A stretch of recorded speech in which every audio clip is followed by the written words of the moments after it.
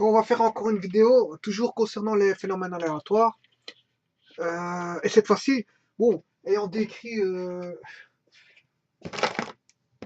donné certaines définitions, on a donné une définition d'expérience avec toutes les qualités pour avoir une expérience aléatoire, stochastique ou fortuite.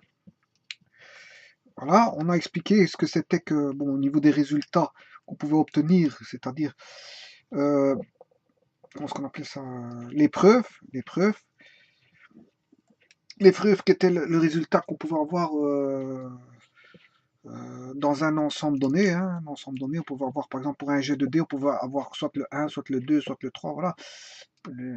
Voilà, ou le 2, le 3, voilà, les preuves peuvent donner le 2 ou le 3. Voilà.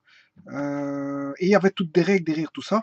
On a exprimé ce que c'était que la catégorie d'épreuves avec l'univers oméga, ou l'espace d'échantillonnage. Voilà, et enfin, on avait défini pas mal de choses. Cette fois-ci, maintenant, il nous manque un élément, il nous manque un petit élément pour commencer à entrevoir euh, l'étude de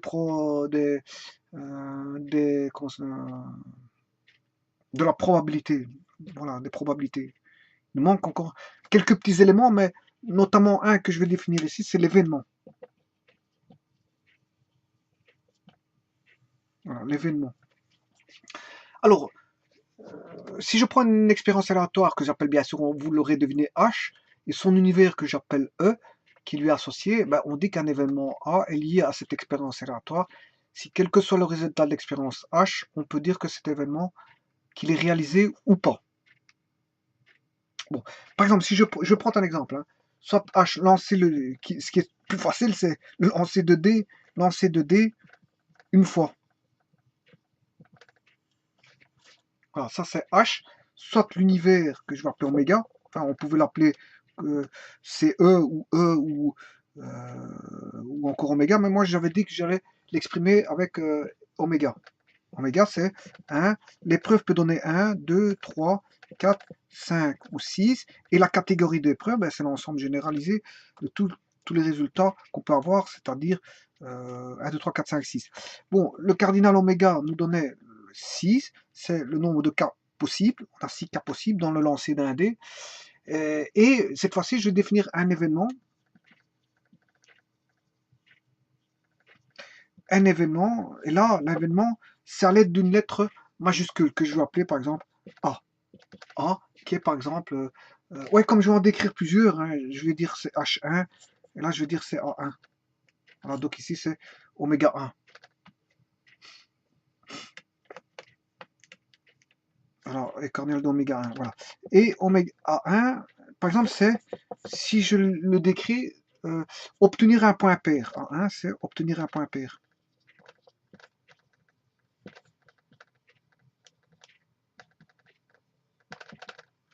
Voilà l'événement, obtenir un point pair. Donc on a une action, on a un ensemble de résultats possibles en finalité, et on demande, je veux dire, un sous-ensemble de l'univers oméga, obtenir un point pair.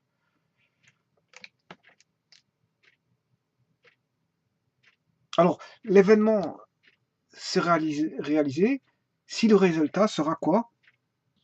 2, 4 ou 6. Bon, là, on met les paires. L'événement est réalisé si j'ai 2, 4 ou 6. Voilà.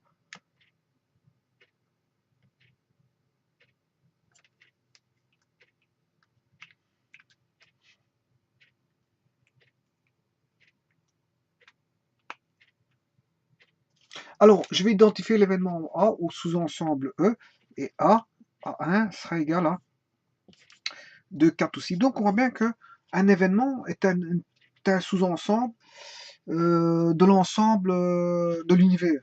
Voilà.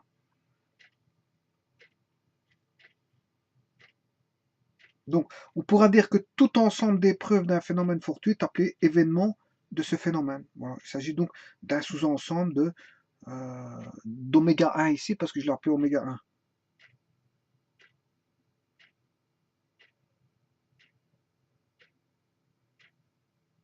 Bon, ceux qui se limitent à une seule épreuve sont appelés donc événements élémentaires du phénomène fortuit, hein. Voilà, mais ici, on n'a pas, on a un phénomène non élémentaire ici, hein.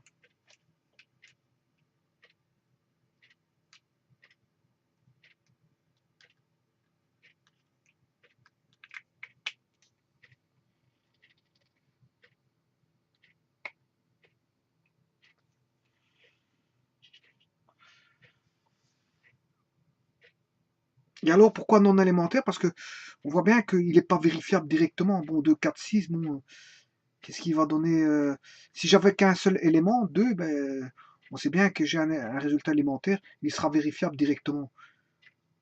Ah, mais ici, bon, soit 2 ou 4 ou 6, bon, c'est pas vérifiable directement. Donc on a un événement non élémentaire. Bon, je prends un deuxième cas de figure. Bon, si je prends soit l'expérience H2, lancer le dé, lancer une fois le dé, voilà. Alors, oméga, ben, on sait qui est associé à H2, c'est quoi? Qui est lié à H2, c'est 1, 2, 3, 4, 5 et 6. Bon, là, on a oméga 2. Parce que c'est l'univers. C'est oméga, mais comme c'est lié à H2, je mets oméga 2. Voilà. Alors, soit l'événement, je veux dire A2, est égal, par exemple, obtenir le point 2.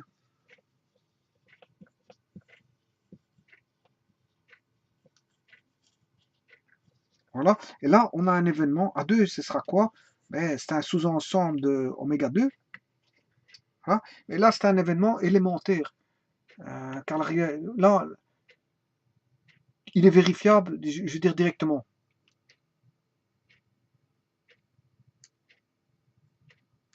Donc, quand on a un singleton ici, on dira qu'on a un élément élémentaire, hein.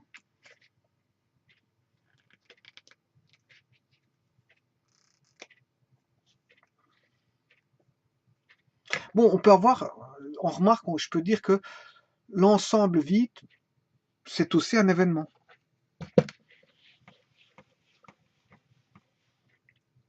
L'ensemble vide est un événement.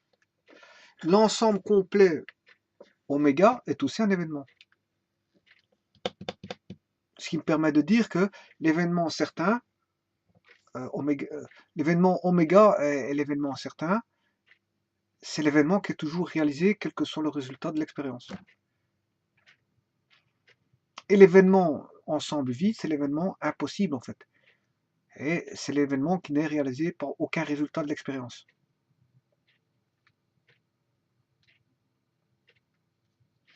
Alors, ici, comme on a affaire à des ensembles, ben, on aura les notions ensemblistes qui vont intervenir. Et ça, les notions ensemblistes, je verrai dans une vidéo séparée pour éviter de faire des mélanges. Voilà.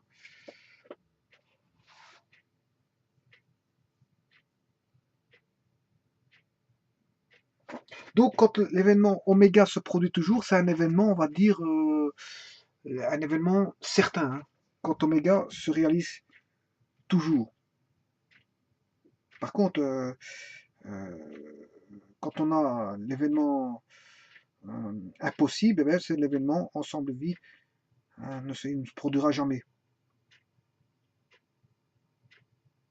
Voilà. Voilà, je vous remercie. Bon, cette vidéo était courte, mais maintenant je peux commencer à entamer certains calculs de réflexion sur les probabilités. Voilà. Sans avoir vu de